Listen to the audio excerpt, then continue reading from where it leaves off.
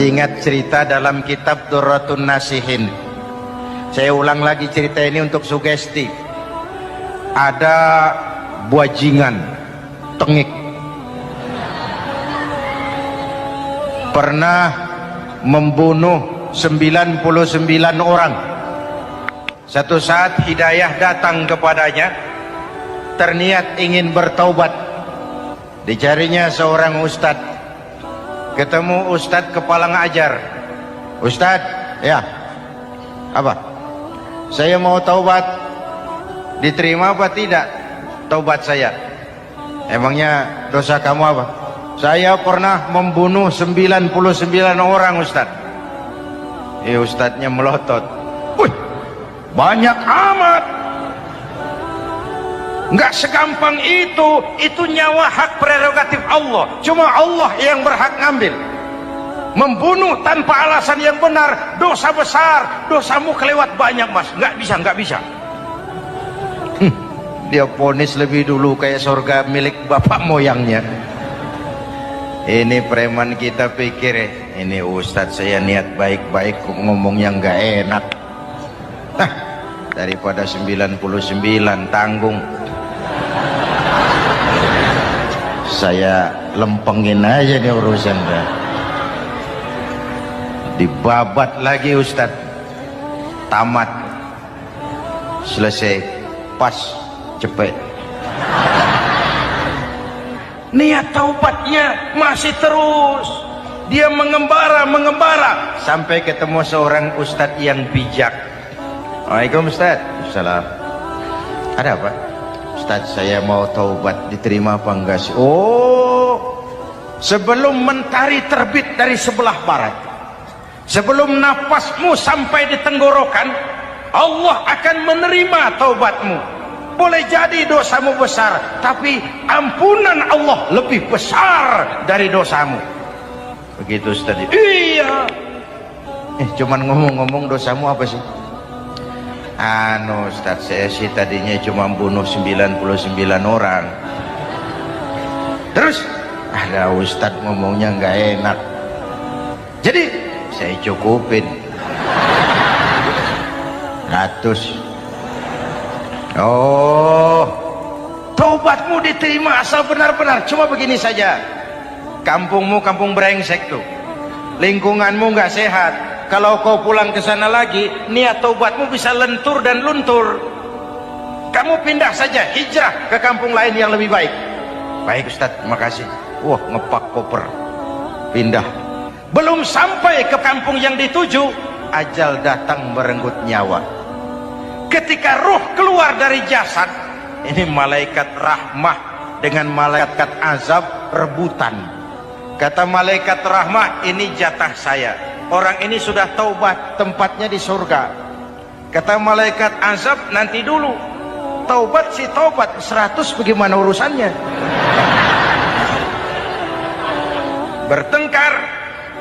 Akhirnya Allah mengutus malaikat Jibril, kau adili. Kata Jibril, ukur sajalah mana yang lebih dekat, kampung yang dituju atau kampung yang ditinggalkan.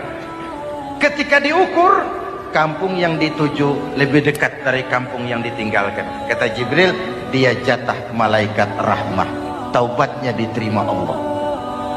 Nah, kalau mendengar riwayat seperti ini, jangan diartikan bahwa untuk taubat mesti membunuh 100 orang. Ini harus diartikan bagaimanapun besar dosa dan kesalahan yang kita lakukan, jangan putus asa dari rahmat Allah. Sebaliknya, bagaimanapun banyak kebaikan yang kita kerjakan, jangan puas hati dan sombong diri. Kita belum tahu akhir perjalanan hidup ini. Kita hanya berbuat dan berbuat. Kepastian itu haknya Allah. Ada yang masuk neraka karena menyiksa kucing. Ada yang masuk surga walaupun sudah membunuh 100 orang.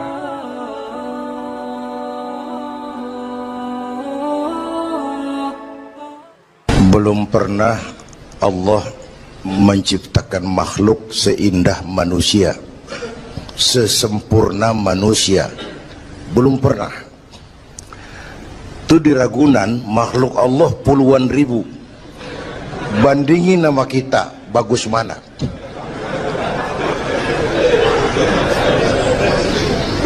Ada makhluk Tuhan tuh yang disebut malaikat, diciptakan dari cahaya, imaterial, dan karena itu tidak perlu material.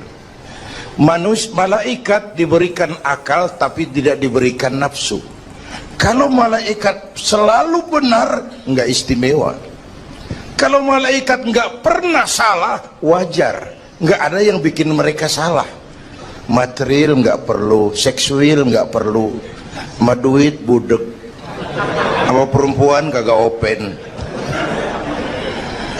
Malaikat. Sebaliknya ada makhluk Allah yang namanya binatang, diberikan otak tapi tidak diberikan akal. Mereka hanya diberi nafsu.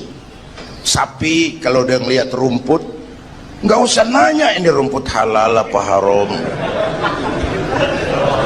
nggak usah. Ayam jago kalau sudah datang syahwatnya, nggak usah nengok ini banyak orang apa enggak, nggak usah. Dan itu wajar binatang. Nah yang ketiga kita manusia, makhluk paling komplek, diberi akal, diberi nafsu. Tiap hari sejak bangun tidur sampai tidur kembali terjadi pergolakan perjuangan antara bisikan akal dan nafsu. Kadang akal menang, kita naik jadi malaikat, cuman potongannya manusia. Kadang nafsu menang, kita turun lebih kayak binatang, bahkan lebih rendah daripada binatang, lebih buas daripada binatang. Buas-buasnya sapi, makanannya cuma rumput. Manusia kalau sudah buas itu aspal, kabel telepon, minumnya solar,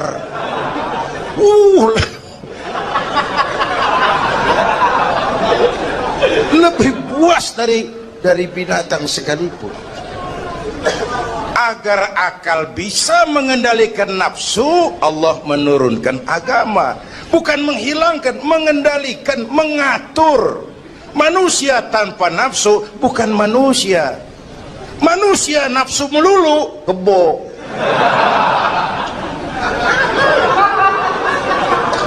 Islam nih, agama nih nggak ngilangin nafsu, ngatur supaya sesuatu pada tempatnya.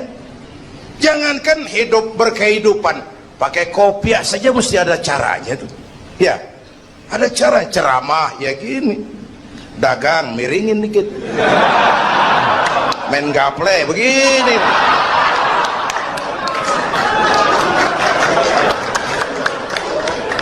Pakai kopiah aja ada cara aja tuh.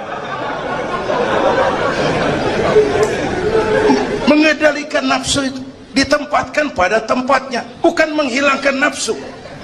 Laki-laki perlu perempuan, perempuan perlu laki-laki, itu nafsu. Islam ngatur lewat pintu yang disebut nikah. Maka dalam Islam jangankan orang biasa, kiainya boleh kawin. Bener, saya kalau kiai nggak boleh kawin saya pilih mundur saya. Berat rontok rambut.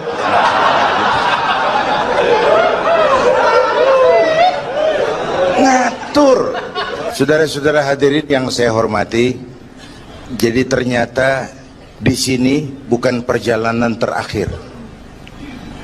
Bahkan ini harus jadi titik awal ke depan, menata hari esok yang lebih pasti dan lebih baik. Pertama, jangan pernah terniat kita akan kembali ke sini lagi. Jangan pernah terniat bahwa kita optimis, itu harus. Bahwa kita semua punya salah, itu pasti.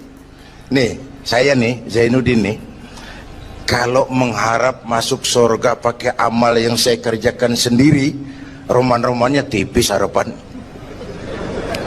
Bener. Sholat saya berapa banyak saya tahu, sedekah saya berapa duit saya tahu, sholat saya berapa banyak saya tahu. Terus saya baca sejarah, Nabi Adam dosanya atu, makan buah khuldi. Nabi Adam dosanya atu, dikeluarin dari surga. Kita dosa banyak, pengen masuk. Kan kagak nyambung nih, nggak nyeklek. Untung Allah itu bukan Tuhan pendendam. Allah itu ramah dan penuh rahmah. Manusia, dosamu banyak, coba kau lihat rahmatku jauh lebih banyak. Manusia, dosamu besar, lihat ampunanku jauh lebih besar.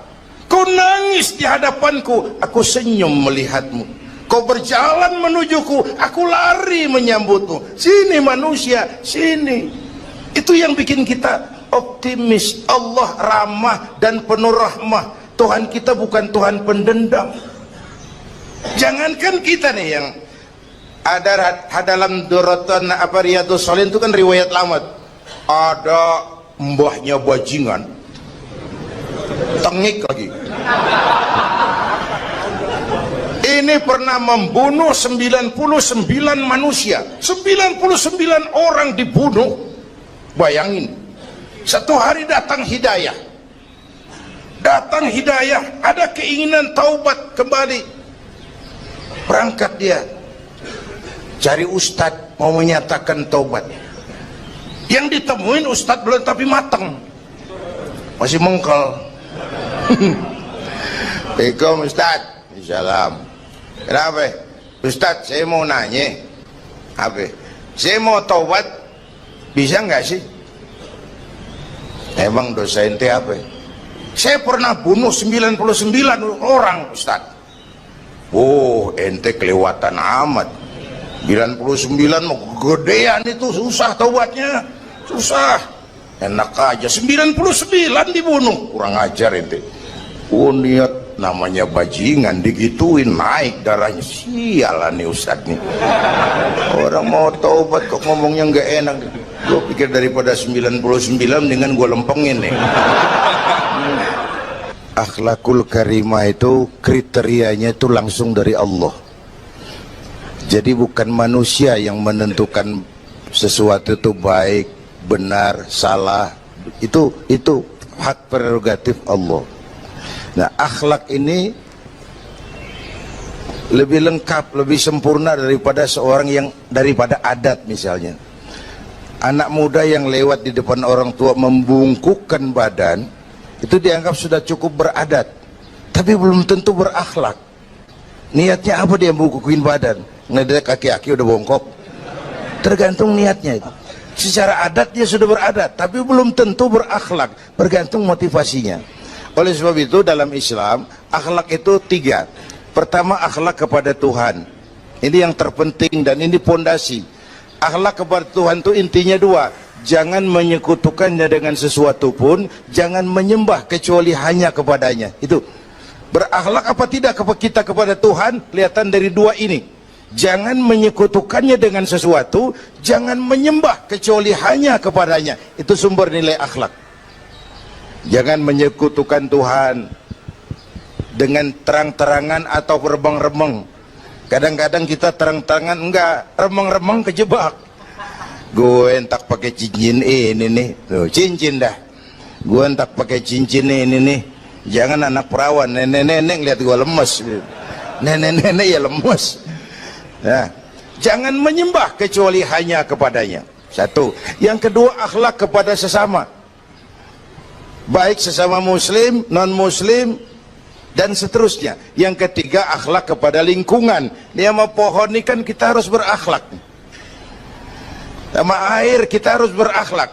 Satu saat kampung saya banjir, saya ngomong sama engkong saya, "Kong banjir kong." Kata engkong saya, "Biarin, bukan salah air." Habis, salah lo. Salah kita bagaimana? Lah, lo tempat air lo tempatin. Yang punya tempat datang dia kagak ngerti, ini tempat gua di sini nggak beda lo, banjir. Artinya apa? Di Jakarta ini kita nggak ngasih tempat buat air, pantas dong dia ngayap kemana-mana. Al-Quran mengajarkan wa tilkal ayyamu nudawiluha bainan nas. Hari itu kami putar di antara manusia. Tidak ada yang tetap. Segalanya pasti berubah. Sehingga para filosof bilang yang tetap adalah perubahan. Yang tetap adalah perubahan. Ada saat datang, ada saat pergi. Ada hari dilantik, ada saat menyerahkan jabatan. Ada saat berdiri, ada waktunya duduk. Semua datang dan pergi silih berganti. Dalam proses perubahan itu sering terjadi pergeseran nilai. Ya Bu? Apaan? Serius banget. Emang kudu serius. Dalam perubahan itu sering terjadi yang disebut pergeseran nilai. Sebab apa? Sebab Al-Quran sudah memberikan indikasi. Kalla innal insana la yatgha ar-ra'ahus taghna. Manusia sering lupa diri apabila melihat dia berada dalam posisi yang mapan. Baik kemapanan itu karena kemampuan intelektual, karena kekuatan materi, atau karena faktor kekuasaan. Dikala itu orang sering lentur dan luntur, mengalami proses degradasi. Banyak orang tadinya dengan lantang teriak berantas korupsi, ganyang korupsi, cuma karena belum dapat kesempatan. Begitu dapat kesempatan, korupsinya lebih gila dari yang diteriakin. Ada nggak yang model begitu? Di luar negeri. Di luar negeri, luarnya lagi malah. Terjadi proses degradasi. Makanya saya sih ngarepin ini menteri-menteri kabinet baru kayak yang kemarin dilantik, DPR baru, saya ngarepin waktu dilantik tuh baca doanya nawaitu sauma godin. Niat puasa dulu deh. Ini negara lagi kurang tapi bagus, ekonomi masih gonjang ganjing, rakyat masih Senin Kemis. Nawaitu sauma godin dulu deh. Nunda dulu, nunda tempe boleh abis maghrib. Nunda entaran. Tahu boleh abis maghrib. Menteri mau naik mobil mewah boleh, ntar kalau ekonomi udah mendingan, rakyat napasnya udah pada lega. Nawaitu saum, ini malah dilantik malah Allahumma lakasumtu. Doa buka puasa yang dibaca habis rakus semua jadi.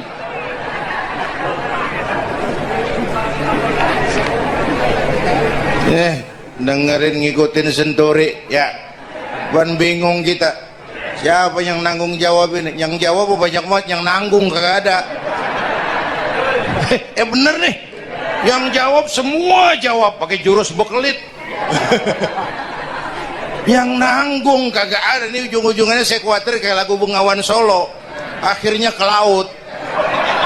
Kalau udah ke laut udah kagak ada yang ngurusin, udah ribet urusan.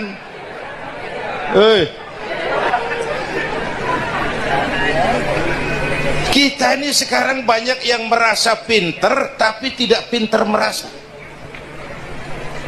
Akibat era informasi kita banyak tahu tapi nggak tahu banyak. Coba dong, siapa aja ngomong apa aja diomongin, begitu dia dalemin gue juga katanya. Banyak tahu tapi nggak tahu banyak. Merasa pinter tapi nggak pinter merasa. Orang tuh kalau merasa pinter yang timbul keangkuhan, tapi kalau pinter merasa yang timbul kebijakan. Ayolah, nah itu sama godin sebentar kok, nunggu maghrib deh. Kalau ekonomi udah beres, rakyat hidup jodoh rada mapan, itu menteri mau pakai mobil mbahnya mewah, masa bodo amat. Ya, dong menteri-menteri di Inggris harga mobil dinasnya 200 jutaan, padahal Inggris yang bikin Rolls Royce, Inggris bikin mobil Bentley, Inggris bikin mobil Aston Martin. Aston Martin itu merek parfum apa mobil pakai? Hah? Merek parfum apa mobil? Merek mobil bang. Itu Aston Martin yang dipakai James Bond itu. Oh iya iya, punya pakai? Gue juga katanya.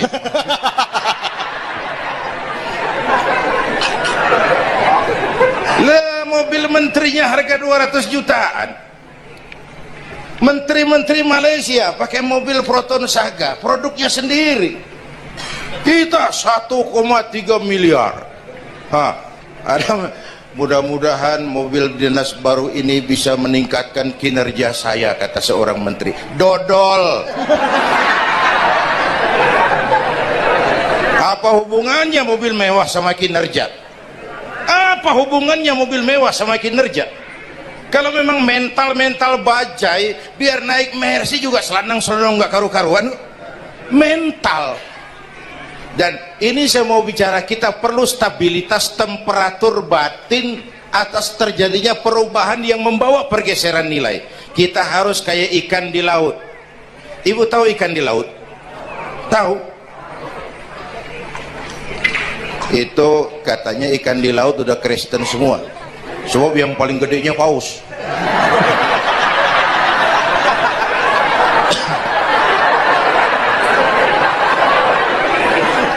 Menghadapi arus perubahan kita itu harus seperti ikan di laut, kata saya tadi. Ikan di laut biar 3 tahun berendam di air asin, nggak ikut jadi asin tuh ya. Kenapa? Karena dia hidup. Ikan yang hidup 3 tahun berendam di air asin nggak ikut asin. Tapi begitu dia mati, ikan mati mah bagaimana keadaan? Digarmin asin, diasemin asin. Ikan mati. Orang yang jauh dari agama, jiwanya mati. Kalau jiwanya mati, gampang diasem garmin lingkungan. Dekat sama ustadz, kalem kayak ustadz. Dekat sama tukang mabok, teler aja lagi. Gue sih bagaimana yang nyamper aja gue mah. Gampang diasem garmin lingkungan. Tapi orang yang jiwanya hidup, silakan buka tempat pelacuran di samping rumah saya, pantang saya ikut. Silakan buka tempat judi di depan rumah saya, nggak bakalan saya ikut. Silakan buka minuman keras di belakang rumah saya, nggak bakalan saya ikut. Jiwanya hidup. Dan jiwa akan hidup kalau agama hidup di hati kita. Kita tidak bisa menghindari perubahan. Kita tidak bisa menghindari arus persaingan. Sekarang ini jangankan dagang, jadi kiai juga kalau nggak sanggup bersaing. Ini bahasa kasar tapi jujur. Curhat.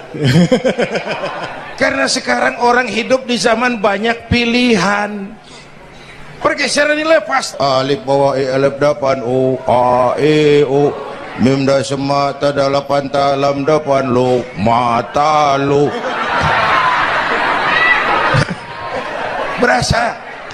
Nah, begitu masuk listrik, rumah pada terang, terjadi pergeseran nilai. Apa yang kita lihat? Televisi main gede-gedean. Ya, ya, ngaku lu ngaku. Suara Al-Quran sepi. Jangankan yang baca Barzanji, yang apal sifat 20, yang baca Quran pun sepi.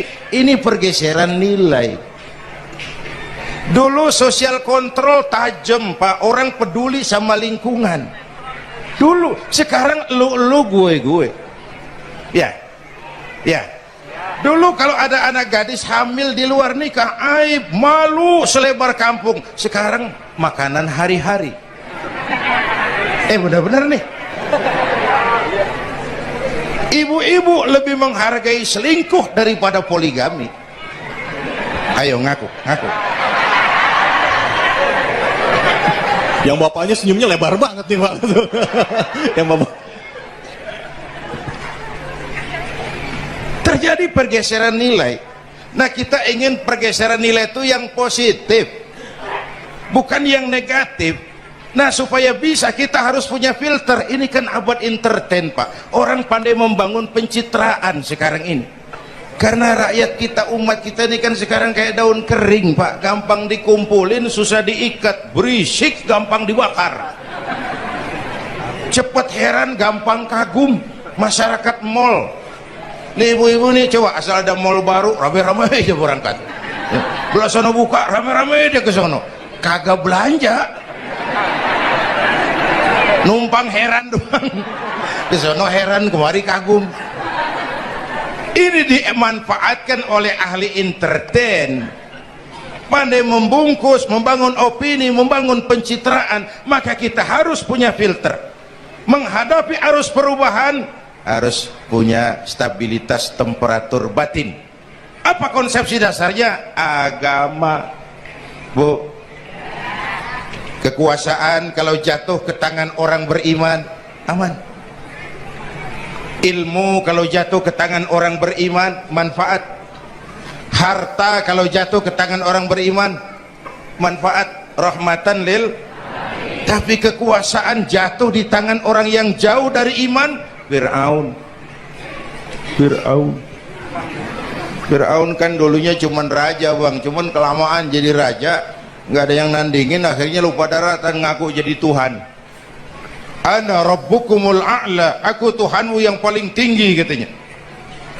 Dihadapi oleh Musa, dulu mah adu sihir, sekarang kan adu konsep. Itu cuman beda versi aja. Dulu adu sihir, sekarang adu visi dan misi. Polanya sama, begitu orang tuh dikenal dari visi dan misinya. Akhirnya Fir'aun mengangkat diri jadi Tuhan, ditenggelamkan di Laut Merah. Begitu udah cengap-cengap napas sampai tenggorokan baru amantu bi Rabbi Musa wa Harun. Aduh, kalau begini saya juga percaya sama Tuhannya Musa. Udah mau mati, walaikal maut, gemes banget, dikedukin lumpur, dijubulin, mampus loh. Kemarin kemana udah gini hari baru beriman. Kekayaan kalau jatuh di tangan orang yang jauh dari iman, yang muncul korun, lupa diri, lupa daratan, masuk dalam kategori kalla innal insana la yatgha ar-ra'ahus taghna. Maka dalam pada itu kita bersyukur Majelis Ulama memberikan fatwa yang berkenaan dengan perubahan-perubahan yang terjadi di tengah-tengah kita, supaya kita ini punya pagar, supaya kita punya benteng ada yang kita pegang. Dan yang memberikan fatwa juga Majelis Ulama, bukan seorang tuh, majelis. Lalu terdiri dari berbagai macam proses pertimbangan, nggak sembari ngelamun di bawah pohon jambu tuh nyusun fatwa tuh. Saya perlu sampaikan ini sebab orang kan harus hati-hati. Memang ada hadis, barang siapa yang berijtihad lalu ijtihadnya benar dapat 2 pahala, kalau ijtihadnya salah dia dapat 1 pahala. Manijtahada, man di sini bukan lil itlaq, bukan siapa saja, barang siapa lalu siapa saja, nggak beres urusan. Barang siapa yang memenuhi persyaratan untuk berijtihad lalu dia berijtihad, itu yang kalau salah dapat 2, kalau salah dapat 1, kalau benar dapat 2. Jadi manijtama'a fihi syurutul ijtihad, bukan man lil itlaq lalu siapa saja boleh berijtihad lalu lahir fatwa yang aneh-aneh. Tetapi sungguh pun demikian, fatwa Majelis Ulama itu tidak bersifat mengikat. Ini yang bijaksananya tuh dalam Al-Quran Pak. Bu, balik lagi ke ceramah nih. Dalam Al-Quran Allah itu maha bijaksana. Kapan? Coba. Kalau sorga disediakan untuk orang yang tidak punya dosa, sepi surga. Ya, nih, ayo jujur nih, ada nggak yang kagak punya dosa di sini? Nggak ada. Untung Allah bilang apa? Wa amma man sakulat mawazinuhu fahuwa fi 'ishatir radiyah. Orang yang timbangan kebaikannya lebih berat dari timbangan La ilaha illallah, bahwa tidak ada Tuhan yang perlu disembah selain daripada Allah Subhanahu wa ta'ala. Ini hakikatnya merupakan inti daripada ajaran rasul-rasul terdahulu. Kenapa? Seluruh rasul bersumber dari satu sumber yang sama, yaitu dari Allah Subhanahu wa ta'ala. Maka prinsip ajaran ketuhanan yang mereka bawa tentu saja sama. Nabi Adam mengajarkan la ilaha illallah, Nabi Nuh mengajarkan la ilaha illallah, cuma tentu sambungannya Nuh Rasulullah. Nabi Ibrahim mengajarkan la ilaha illallah, Ibrahim Rasulullah. Nabi Musa mengajarkan la ilaha illallah, Musa Rasulullah. Bahkan Nabi Isa mengajarkan la ilaha illallah, Isa Rasulullah. Dan Nabi Muhammad mengajarkan la ilaha illallah, Muhammadur Rasulullah. akhlak manusia kepada Allah dengan menanamkan tauhid. Jadi kalau ingin berakhlak yang benar kepada Allah, jaga tauhid, pegang teguh akidah. Saudara-saudara kaum muslimin rahimakumullah, lawan daripada tauhid adalah kufur. Kufur bisa dua, bisa kufur iman, bisa kufur nikmat. Kufur itu sifatnya, kafir itu orangnya. Ada orang kufur iman, dan ini merusak akhlak kepada Allah subhanahu wa ta'ala. Kufur iman itu kadang-kadang bentuknya syirik, orangnya disebut musyrik. Kufur iman itu kadang-kadang bentuknya nifaq, orangnya disebut munafik. Kufur iman itu kadang-kadang bentuknya riddah, orangnya disebut murtad. Ini merupakan jenis daripada kufur-kufur iman dan tergelincirnya manusia daripada akhlak kepada Allah subhanahu wa ta'ala. Benar, di zaman sekarang kita tidak menyembah berhala. Memang di zaman sekarang kita tidak menyembah patung. Iya, kita tidak berkeyakinan Tuhan lebih dari satu. Tapi kadang-kadang akhlak kita kepada Allah sering lentur dan luntur, sering bergoyang dan tergoncang, sering kena erosi dan polusi. Bahwa kita tidak menyembah Latta, Uzza, Manat dan Hubal seperti masyarakat jahiliyah dahulu, memang. Tapi Latta zaman sekarang, Uzza zaman sekarang, Manat dan Hubal di zaman sekarang, berhala-berhala di abad kita sekarang ini, kadang-kadang bernama harta, kadang-kadang bernama wanita, kadang-kadang bernama tahta, mungkin juga bernama Toyota. Sesuatu yang lebih kita agungkan daripada Allah, menjelmalah dia menjadi berhala-berhala di zaman kita sekarang ini. Manakala kita di kantor sudah lebih takut kepada kepala bagian kita daripada kepada Allah, maka Tuhan kita barangkali adalah kepala bagian kita. Manakala kita sudah lebih takut kepada manusia daripada kepada Allah, bergeserlah akhlak kita kepada Allah, mengagungkan manusia dan menomorduakan Allah. Maka di zaman sekarang akhlak kita kepada Allah sering kena erosi, sering kena polusi.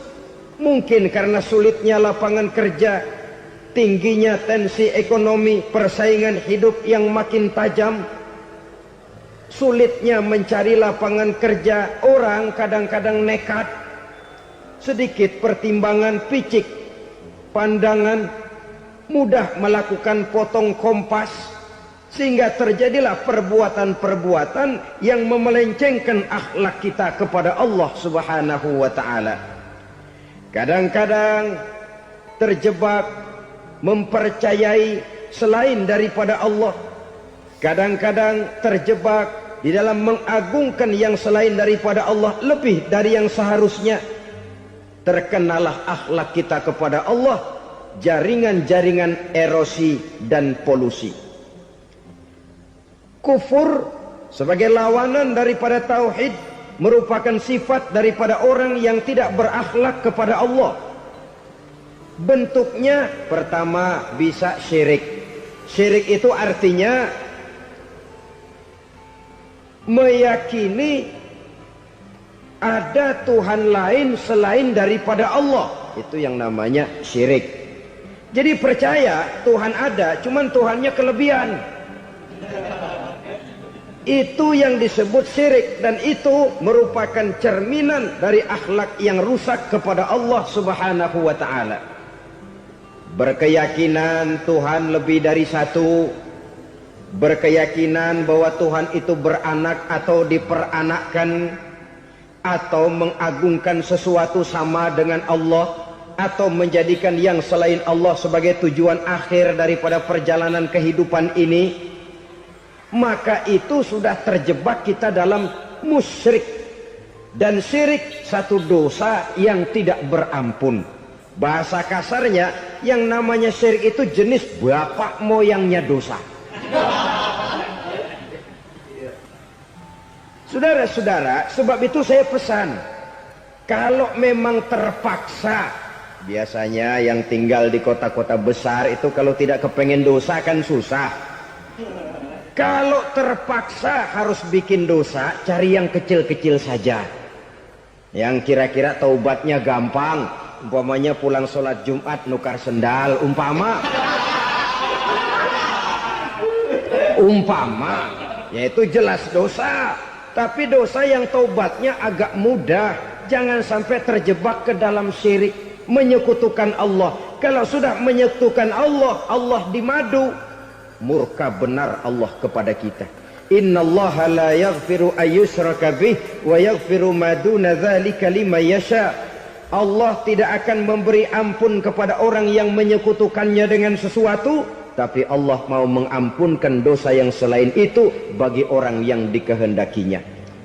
Jadi orang-orang yang sudah terjebak syirik, menyekutukan Allah, meyakini ada Tuhan lain selain daripada Allah, meyakini Tuhan beranak atau diperanakkan, bagaimanapun baiknya mereka di dunia, bagaimanapun sosial jiwanya, bagaimanapun pemurah tangannya memberikan santunan dan pertolongan kepada orang lain, kalau sudah syirik, seluruh nilai kebaikannya akan tidak ada gunanya lagi.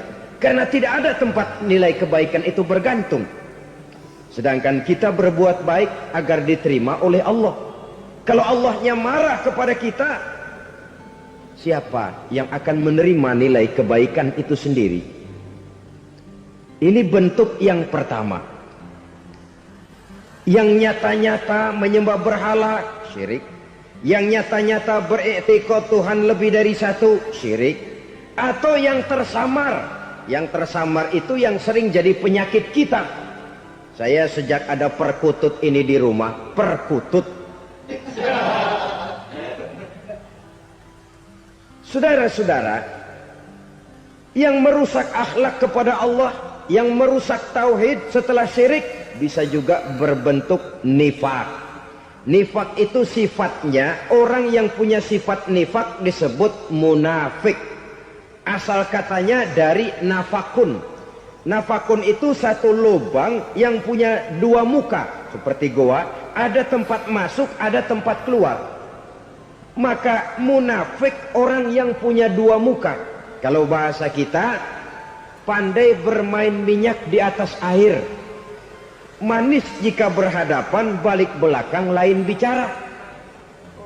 Sehingga apa yang dinamakan nifak, kata Imam Ali Al-Jurjani dalam kitab ta'rifatnya, izharul imanu bil lisan wa kitmanul kufri bil qalbi.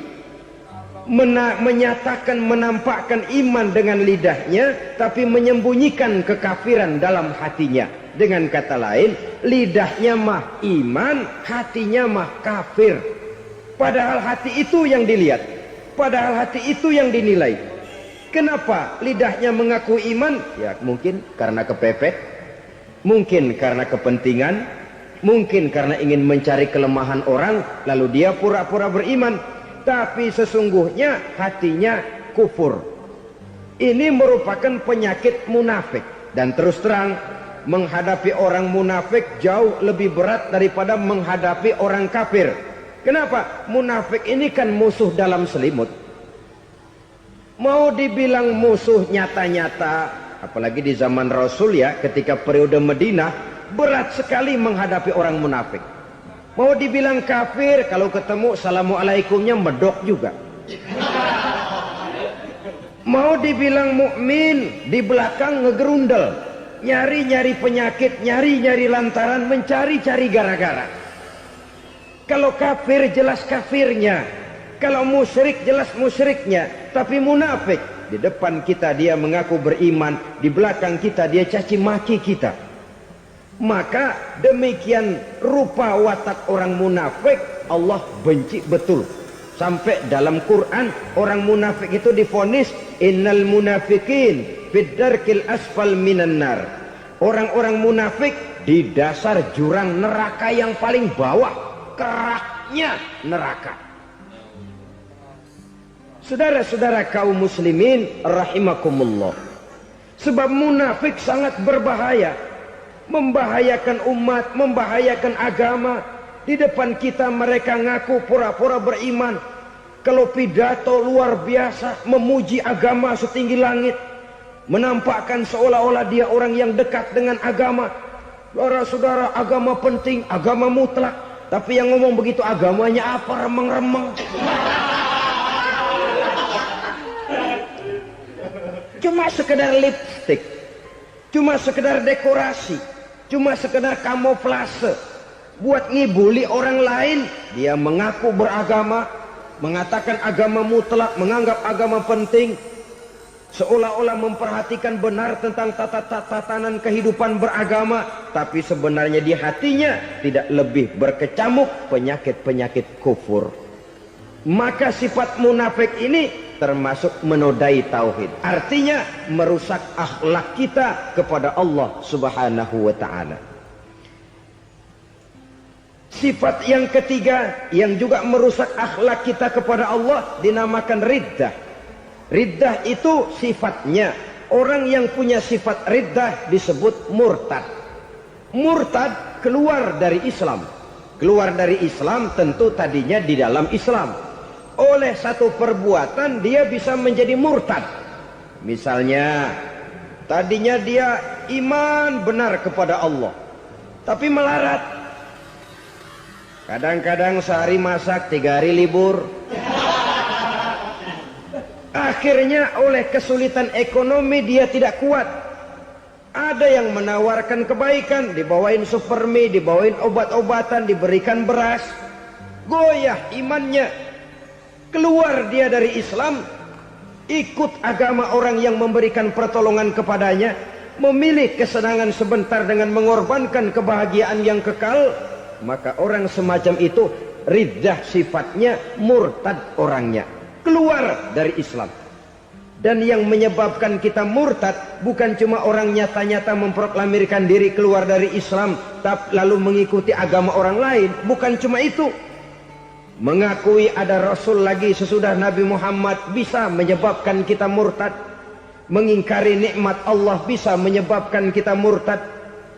Meyakini semua agama benar bisa menyebabkan orang menjadi murtad. Meragukan kesempurnaan dan kelengkapan Al-Quran bisa menyebabkan orang jadi murtad. Mengingkari sunnah bisa menyebabkan orang menjadi murtad. Banyak hal-hal yang bisa mendatangkan penyakit riddah dan membuat pelakunya menjadi murtad. Dan ini menodai akhlak kita kepada Allah Subhanahu wa ta'ala. Itu tadi kufur iman, saudara-saudara. Nyata-nyata mengingkari Allah, baik dalam bentuk syirik, nifak, ataupun riddah. Kufur yang kedua dinamakan kufur nikmat. Apa itu kufur nikmat? Sitru nikmatil mun'im au ya'malu fi mukhalafatil mun'im. Menutup-nutup nikmat Allah, atau melakukan perbuatan yang menentang, bertentangan dengan kehendak yang memberikan nikmat. Jadi kufur nikmat pertama, nutup-nutupin Tuhan. Tuhan jalingin. Duit lu banyak amat, dari mana? Gua kerja. Lalu kerjanya nomor 1. Orang yang berakhlak kepada Allah, dia akan menjawab, kamu uangnya kok banyak, dari mana? Rizki dari Allah. Caranya, saya kerja. Kerja itu cara, rizki itu dari Allah datangnya. Bukankah di zaman sekarang kita sering terpleset? Ini merupakan cerminan dari rapuhnya akhlak kita kepada Allah Subhanahu wa ta'ala. Karena usaha saya memang, karena saya peras keringat banting tulang, tentu. Tapi sadarkah kita bahwa sepanjang yang bisa kita lakukan cuma berusaha, peras keringat banting tulang?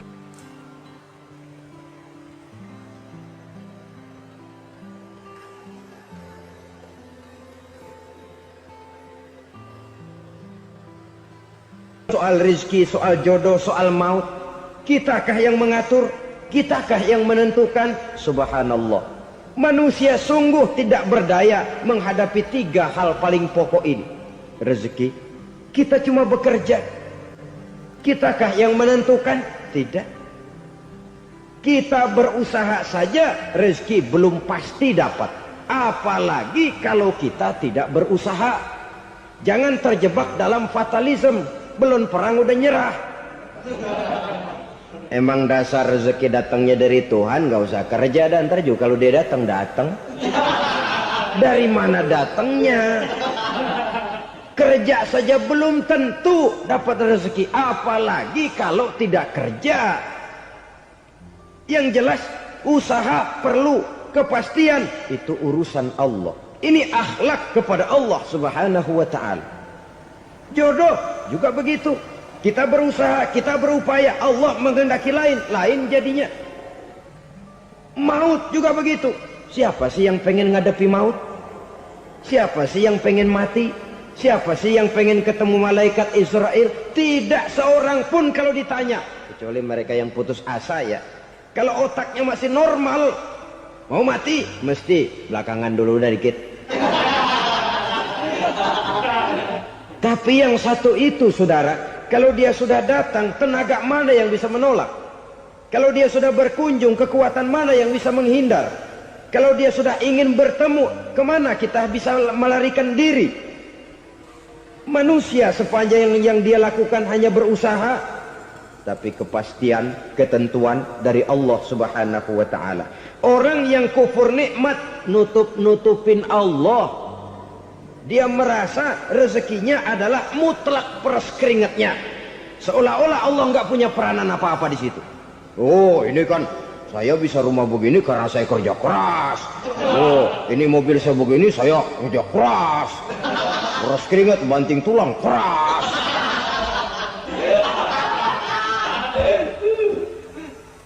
Saudara-saudara kaum muslimin rahimahkumullah. Jadi menutupi Allah.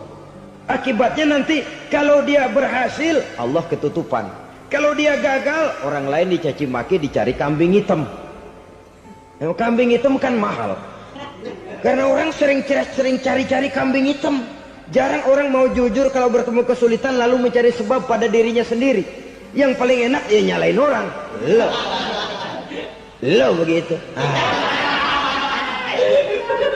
Orang lain yang paling enak kita salahin.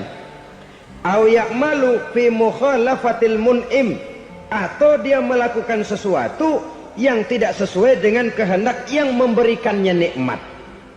Diberikan kita tangan, mulut sih nggak berhenti, terima kasih Tuhan, alhamdulillah saya dikasih tangan.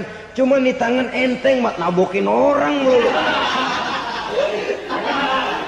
Itu sudah mukhalafatul mun'im, bertentangan dengan kehendak yang memberikan nikmat. Diberikan harta, mulutnya mah basah, terima kasih Tuhan, alhamdulillah dikasih harta, tapi pelitnya minta ampun, kikir koret medit.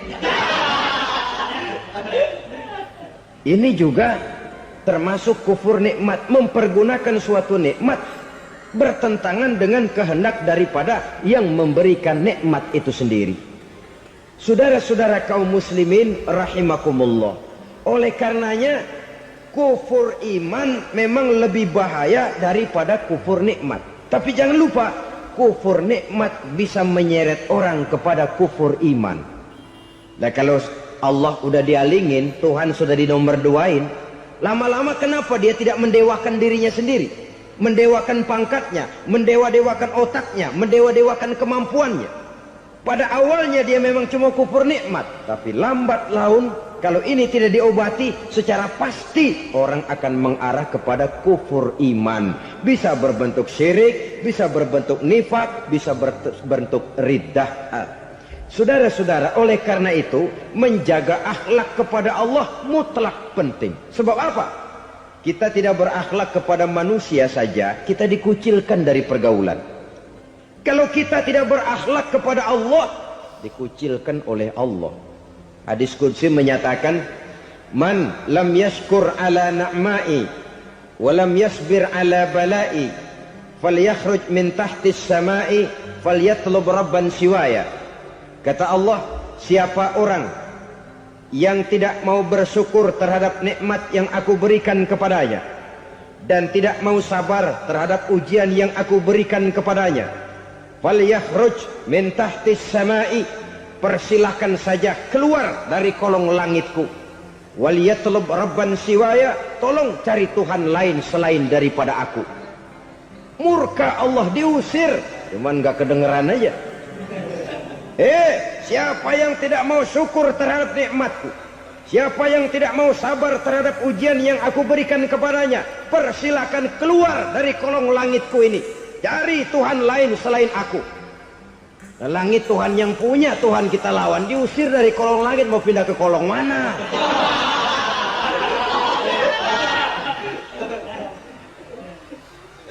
Jadi jangan merasa kufur nikmat kan enteng. Iya, kelihatannya begitu, tidak sebahaya kufur iman. Tapi kufur nikmat ini merupakan anak tangga yang kalau kita sudah mulai naik, kita akan naik terus sampai kepada tingkat di mana kita mengalami kufur iman. Kalau sudah ke sana, maka akhlak kita kepada Allah terkenalah erosi, terkena polusi, hancur akhlak kepada Allah, dan itulah sumber kesengsaraan abadi. Kalau cuma kita tidak berakhlak kepada manusia, barangkali resikonya cuma kehidupan di dunia ini. Mungkin juga ada kehidupan akhirat. Tapi kalau sudah tidak berakhlak kepada Allah, dunia akhirat kita rugi dan celaka. Maka pada kesempatan ini saya mengajak, marilah jaga baik-baik akhlak kita kepada Allah. Satu kali kita bertauhid, sampai mati kita bertauhid. Satu kali la ilaha illallah, jangan tergelincir lagi kita keluar daripada kalimat itu. Satu kali kita bertuhankan Allah, jangan bertuhan yang lain selain daripada Allah. Jangan sekutukan Allah, jangan samakan Allah dengan sesuatu, jangan mengangkat yang lain sama agungnya dengan Allah. Sebab dengan demikian kita seolah-olah sudah mengotori akhlak kita kepada Allah Subhanahu wa ta'ala. Saudara hadirin yang saya hormati, jadi oleh karenanya akhlak kita kepada Allah merupakan basis daripada kehidupan beragama. Kalau itu sudah mulai rapuh, mulai terkena erosi dan polusi, mulai rusak, dikhawatirkan nanti nilai ibadah kita kepada Allah juga akan turut ambruk karenanya. Saudara-saudara kaum muslimin rahimakumullah, tugas yang kedua, memperbaiki akhlak manusia kepada sesama manusia. Kita tahu Islam sesuai dengan namanya adalah agama damai. Maka akhlak manusia kepada sesama manusia menempati porsi yang penting dalam kehidupan beragama. Bagaimana seorang muslim bergaul, bertata krama terhadap sesama manusia. Mari kita lihat lebih jauh persoalannya. Untuk memudahkan pembicaraan dari kacamata agama, kita kelompokkan saja manusia itu dalam dua. Pertama yang seiman, dan yang kedua yang tidak seiman. Yang tidak seiman itu kita sebut saja kufur atau kafir. Nah, kepada yang kafir pun kita diajarkan untuk berakhlak, apalagi kepada yang memang nyata-nyata seiman, sekeyakinan, seakidah. Kemanapun Islam datang, ke negara manapun ia masuk, ia tidak menaburkan kerusakan.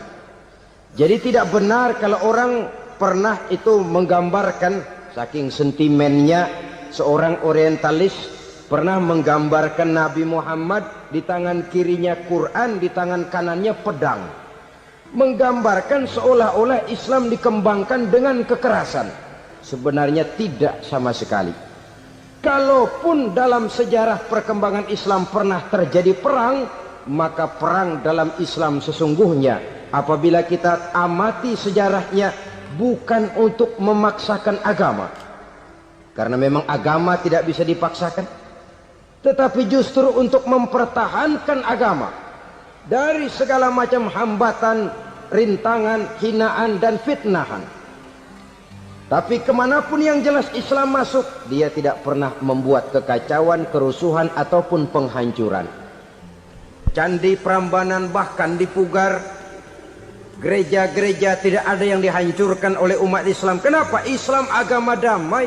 Soal agama, soal lakum dinukum waliyadin, la ikraha fid din, qad tabayyana ar-rusdu minal ghayy. Tidak ada paksaan dalam beragama, sebab nyata yang benar dengan yang tidak benar.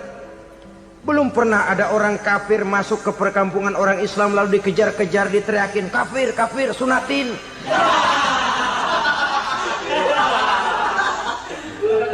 Belum pernah. Kenapa? Islam menghormati orang lain agama. Nah, yang kafir ini macam-macam, saudara. Ada kafir harbi. Nah, ini kafir kerok.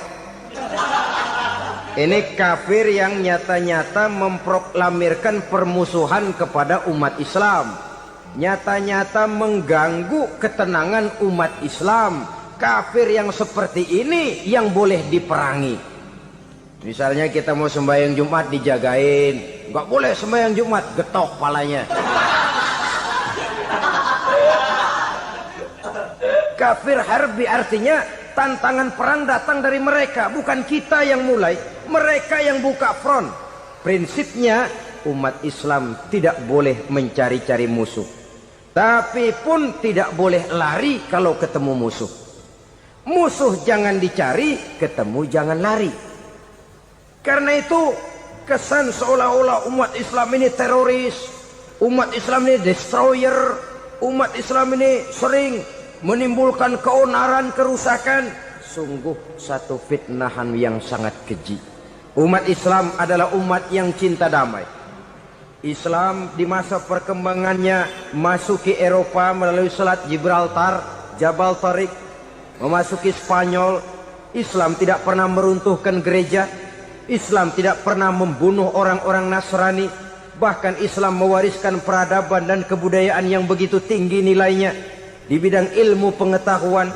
Sampai ketika itu Barat banyak mengkaji ilmu pengetahuan dari dunia Islam. Buku-buku berbahasa Arab diterjemahkan ke bahasa Yunani, dipelajari oleh para cendekiawan di negeri Barat sana. Mereka mengambil manfaat yang banyak dari masuknya Islam ke Eropa. Sementara gereja tetap berdiri dengan megahnya. Kuil-kuil tempat peribadatan tidak satupun yang diusik-usik. Kenapa? Islam agama yang cinta damai. Asal dia tidak diganggu, asal kehormatannya tidak dihinakan. Jadi kafir harbi, kafir yang nyata-nyata nantang perang, ngajak berkelahi. Itu kafir yang nyari penyakit. Kafir harbi ini boleh diperangi dengan catatan mereka yang memang mulai. Yang kedua kafir zimmi. Kafir zimmi, kafir yang hidup di tengah mayoritas muslim, tapi mereka mau hidup dengan aman, damai, tenang. Mereka wajib dilindungi. Bahkan Nabi pernah memberikan satu jaminan, man aza zimmiyan faqad azani. Siapa yang mengganggu orang kafir zimmi sama saja dengan mengganggu saya. Kehormatannya dijaga, harta bendanya dilindungi, anak istrinya pun dilindungi. Dan ini jadi kenyataan. Saudara bisa lihat di negara-negara yang mayoritas penduduknya beragama Islam, orang-orang kafir di luar Islam hidup dengan tenang, aman, damai. Di Saudi Arabia, di luar tanah haram, di luar Mekah dan Madinah, banyak orang-orang kafir mencari nafkah. Mereka tenang, aman, dilindungi undang-undang. Begitu di Mesir, begitu di negara Indonesia yang berdasarkan Pancasila ini. Kehidupan beragama menimbulkan gairah, rukun, tenang, aman, damai, sepanjang tidak saling ganggu, tidak saling usik, menghargai orang yang sudah beragama, tidak menjadikan penganut suatu agama sebagai sasaran dari dakwah agama lainnya. Saudara-saudara kaum muslimin rahimakumullah. Jadi memang oleh Al-Quran kita dianjurkan asyidda 'alal kuffar ruhama bainahum. Tegas kepada orang kafir, kasih sayang kepada sesama muslim.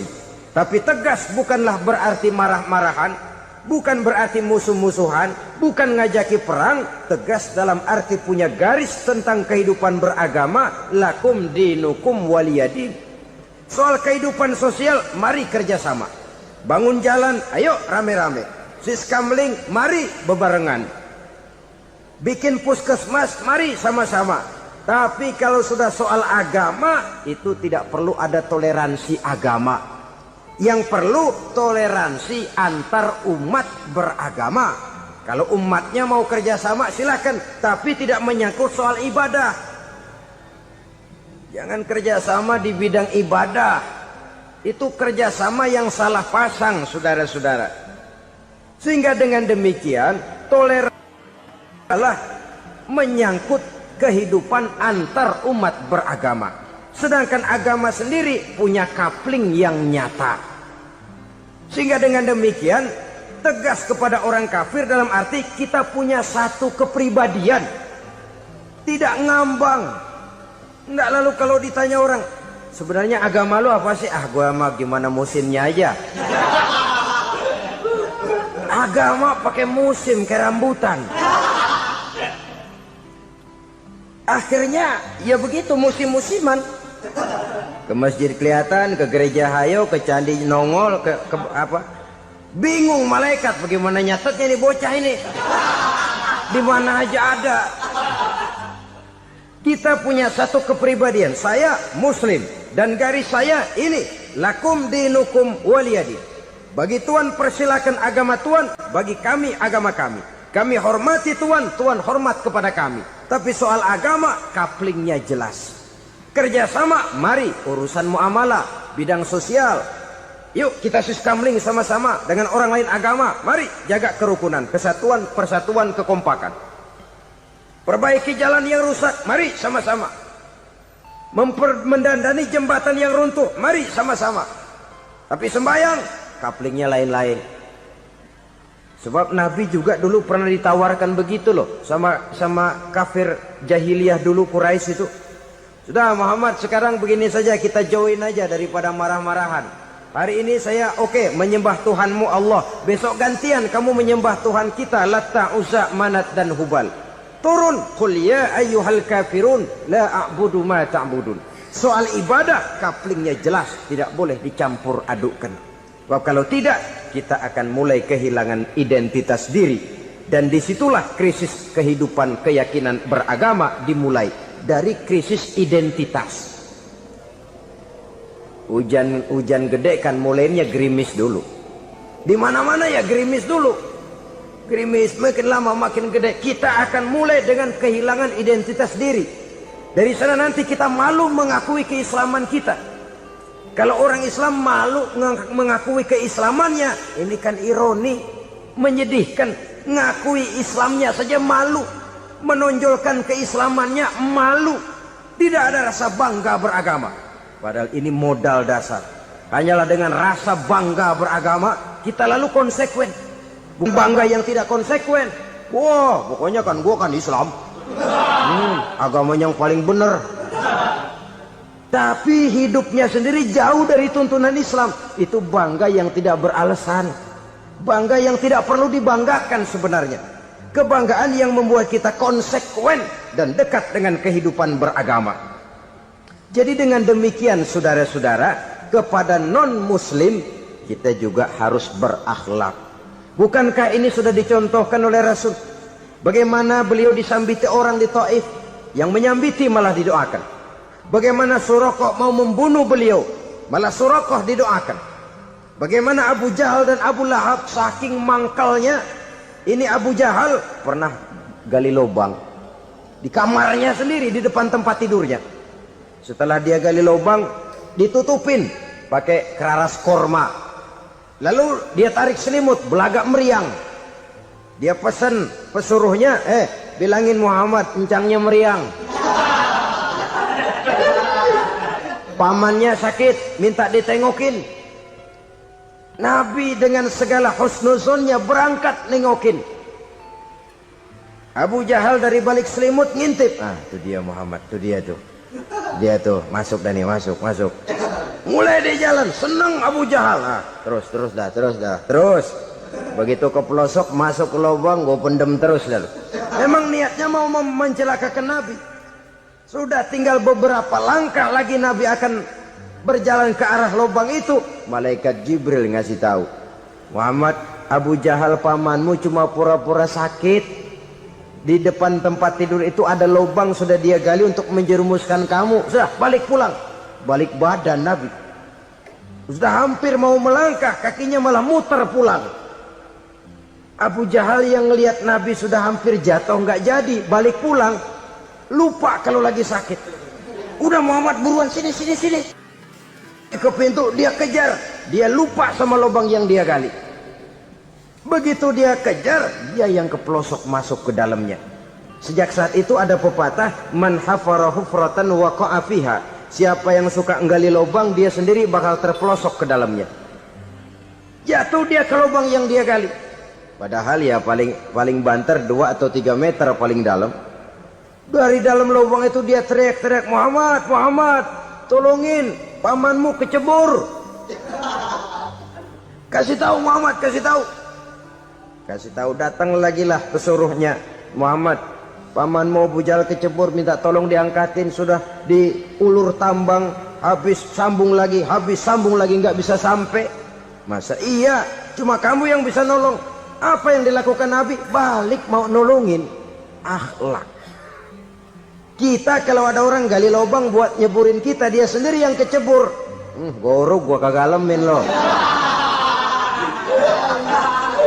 Mati sekalian dah. Nabi mah enggak, balik nolongin tuh Abu Jahal. Kenapa paman kecebur? Iya Muhammad, tolong, tambang udah diulur-ulur, sambung-sambung nggak sampai. Aduh kasihan paman, nih pegang tangan saya. Nabi cuma ulurin tangan, nyampe dipegang oleh Abu Jahal, diangkat ke atas. Nyampe atas, apa kata Abu Jahal? Tambang bergulung-gulung nggak nyampe, kamu cuma pakai tangan doang kok bisa Muhammad, hebat banget sihirmu. Mukjizat dia bilang sihir, udah ditolongin nyela lagi, kan yang enak kita injak palanya.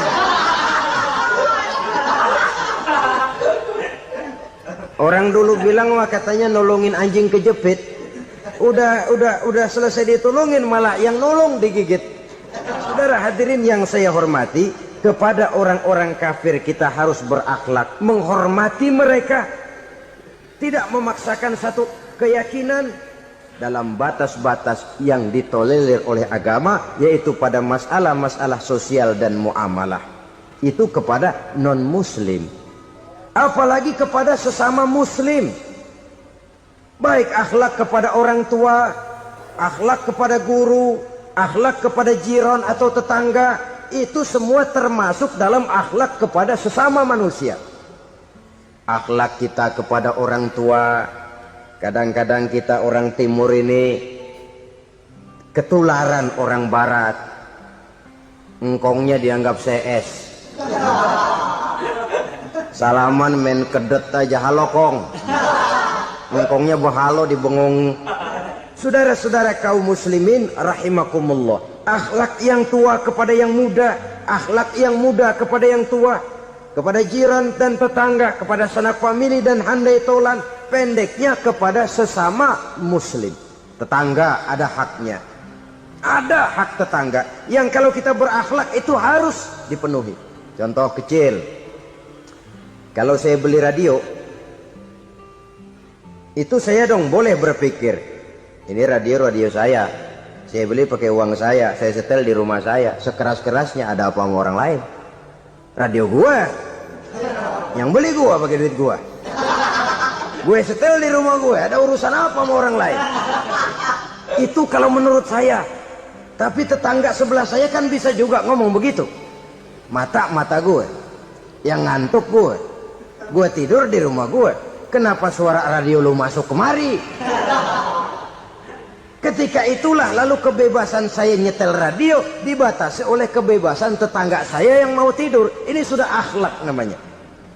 Umpamanya lagi ada Nabi ajarkan, iza tobakhta maraqatan fa'akthir ma'aha wa ta'ahad jiranaka. Kalau kamu masak sayur, banyakin kuahnya, bagiin tetangga kamu. Bukan bagiannya itu yang jadi soal, tapi akhlak kepada tetangga. Udah tahu tetangganya kelaparan, diseksa, goreng ikan asin, se-RW baunya ngayap, kembang kempis orang nungguin. Saudara hadirin ma'asyiral muslimin rahimakumullah. Jadi dengan demikian, kalau sudah kembali kepada orang-orang yang nilai imannya sama dengan kita, apapun organisasinya, Apapun baju yang mereka pakai, kaos yang mereka pakai, jaket yang mereka pakai, kalau sudah seakidah, seiman, jaga akhlak kita. Pendapat boleh berbeda, kaos boleh tidak sama, jaket boleh beraneka warna, bendera boleh beragam-ragam, tapi ukhuwah Islamiyah ini utamakan. Adalah lebih baik mencari persamaan dalam kehidupan dan bukan memperbesar perbedaan. Hanyalah dengan mengembangkan nilai-nilai akhlak semacam ini, toleransi tidak hanya diperlukan kepada yang non-muslim, kepada sesama muslim pun toleransi. Artinya apa? Jangan memponis amalan orang lain. Yang usoli, yang tidak usoli, berjalanlah menurut keyakinannya masing-masing. Jangan lalu memponis, itu namanya nggak toleransi. Kamu nggak pakai usoli ya? Enggak. Brengsek. Kamu pakai usoli ya? Iya. Bidah. Lah dua-duanya kagak yang bener. Kalau yang sembahyang kagak bener, bagaimana yang kagak sembahyang? Apa itu yang bener? Toleransi, setuju dengan perbedaan pendapat, jangan memponis amalan orang lain. Karena kita hanya beramal, hak menerima adalah Allah Subhanahu wa ta'ala. Jangan sebentar-bentar mencap bidah, dolalah, finnar, neraka. Kayaknya neraka kapling orang tuanya kali. Gampang bener masukin orang ke neraka. Kita kadang-kadang bisa toleransi dengan orang luar, tapi kepada sesama muslim toleransi tidak sanggup kita adakan. Mengklaim merasa kita yang benar, orang lain salah semua, itu tidak toleransi namanya. Mentang-mentang jadi ustadz nih, satu-satunya ustadz di sini ya, semuanya mesti ngaji kemari. Kalau nggak ngaji kemari, Islamnya kurang tapi bener. Toleransi. Saudara-saudara kaum muslimin rahimakumullah, lapang dada menghargai orang yang berbeda pendapat, apalagi kalau perbedaan pendapat itu menyangkut hal-hal yang tidak prinsipil, menyangkut hal-hal yang sekunder dalam kehidupan beragama, menyangkut masalah-masalah yang dalam bahasa fikih disebut soal-soal furu'iyah. Tidak usah menyebabkan kita bersih tegang. Kepala sama hitam pendapat boleh berbeda dan halal. Bahkan Nabi mengatakan ikhtilafu ummati rahmatun. Perbedaan pendapat di kalangan umatku bahkan menjadi rahmah, sepanjang perbedaan pendapat itu diiringi dengan rasa toleransi. Tapi kalau sudah main baku hantam, main klaim, memponis orang lain, akhirnya timbullah keretakan. Jangan heran kadang-kadang satu masjid dua kelir. Ya soal kelir boleh kelar-kelir, boleh kelar-kelir, tapi kalau harus terlalu mencolok menyebabkan timbulnya keretakan, saya kira yang akan turun bukan lagi rahmah tapi bala. Bala akan menimpa kita, jatuh kita menjadi umat yang lemah. Oleh karena di antara kita sendiri, sesama kita tidak pandai bertoleransi, tidak lapang dada. Ada anak muda kelihatannya mau majuan dikit, yang tua curiga. Kalau dia maju pasaran gua bangkrut dong nih. Lalu ditekan tuh anak ditekan melejit. Kadang-kadang yang tua maksudnya baik, mau memelihara, yang muda salah terima. Kan tua kejemur. Dari dulu sampai sekarang gitu-gitu doang, anak kemajuannya. Padahal yang tua barangkali maksudnya juga baik, mau memelihara. Sebenarnya kalau kita bisa mencoba mencari titik temu dengan alur komunikasi, tidak merasa diri yang paling benar, tapi toleransi, boyak menerima pendapat orang lain, setidaknya mau mendengar omongan orang. Yang susah kalau udah kena penyakit nggak mau ngerti omongan orang, nggak mau nerima pendapat orang. Kodok di kolong tempayan, cukeng kayu asem, asal ijo udah ijo aja ijo dah. Nggak ngerti omongan orang, yang kayak begini yang orang jadi kesandung. Oleh karena itu saudara-saudara, alangkah nikmatnya kehidupan ini.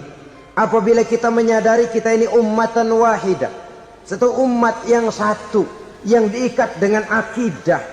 Kalau kepada yang non muslim saja kita diajarkan untuk berakhlak, apatah lagi kepada yang seiman, seakidah, sekeyakinan. Wajarkah perbedaan pendapat yang kecil-kecil lalu menyebabkan kita bertolak belakang, cerai-berai, centang perenang? Bila bertemu di jalan yang satu menyisih ke kiri, yang lain menyingkir ke kanan. Kalaupun juga bercampur di tengah kumpulan orang banyak, persis air dengan minyak. Yang atu melengos, yang atu madep mojok. Orang lain senyum, dia mau pada manyun.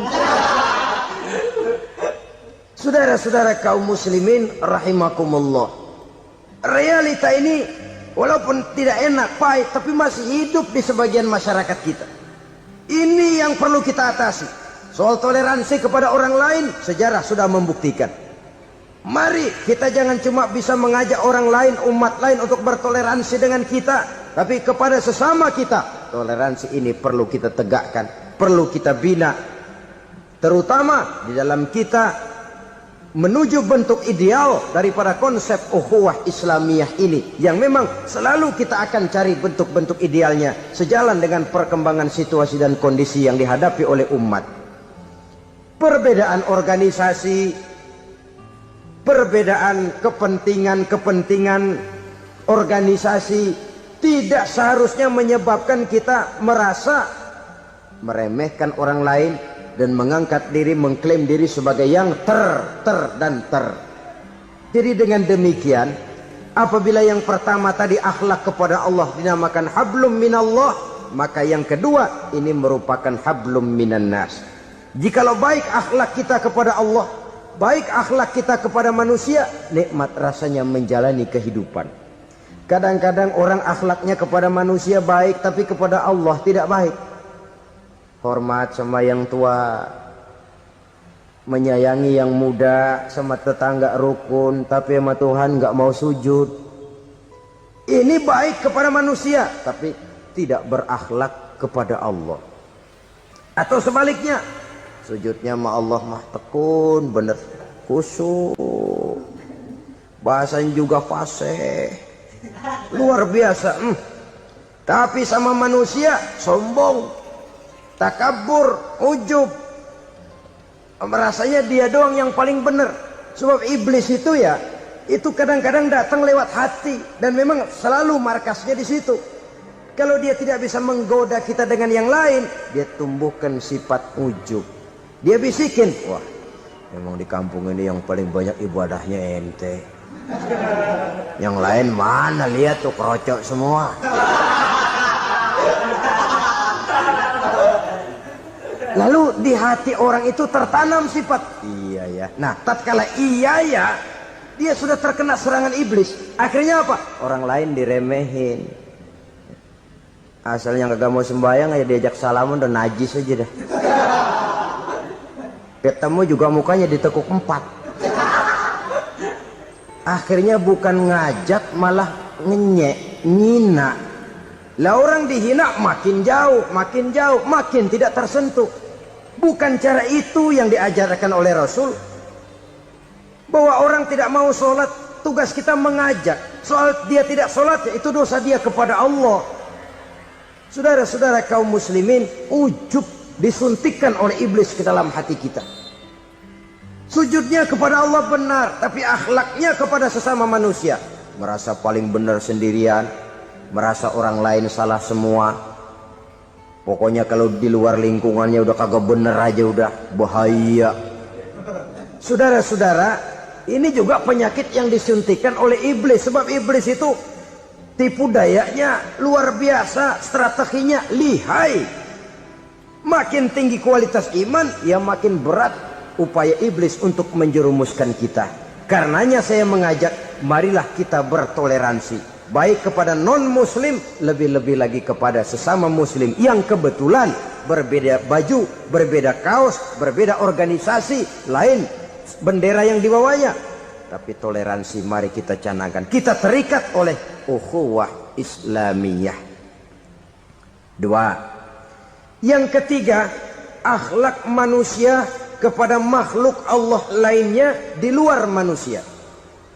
Saudara-saudara, dengan berakhlak kepada Allah, berakhlak kepada sesama manusia, berakhlak kepada makhluk Allah di luar manusia, baik flora maupun fauna, maka mudah-mudahan akan terciptalah satu ekosistem, satu lingkungan hidup yang membuat kita nikmat menjalani kehidupan ini.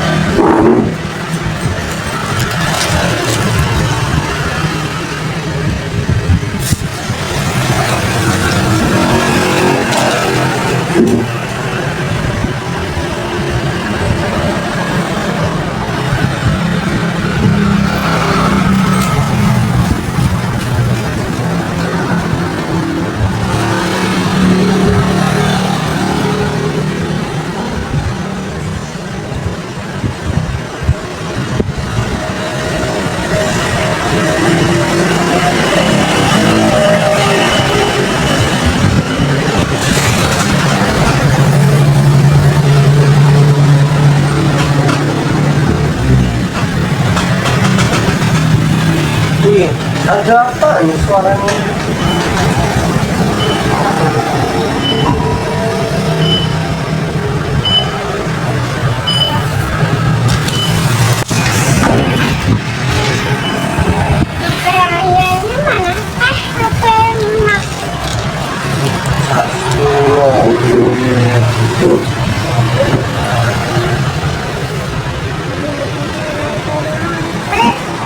Kamu sekolah nontonnya